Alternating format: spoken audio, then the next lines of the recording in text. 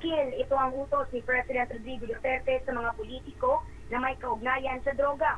Handa na umano ang listahan ng mga personalidad na may kaugnayan sa narco-politics.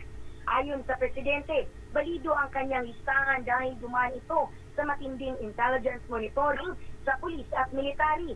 May revalidation din na ginawa bago niya naging final ang mahabang listahan.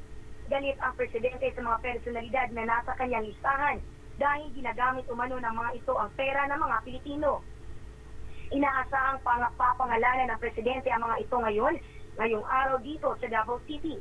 Samantala, binisita din ng Presidente si Senior Inspector Ricky Boy Remorosa sa Southern Philippines Medical Center kaninang alas 3 ng umaga.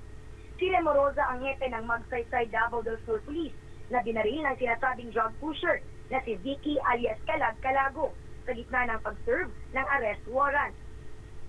Napatay naman ng mga pulis si Calago matapos itong manlaban.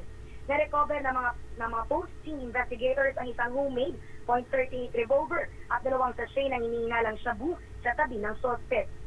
Mula dito sa Davao City, Aracazar, CBS News.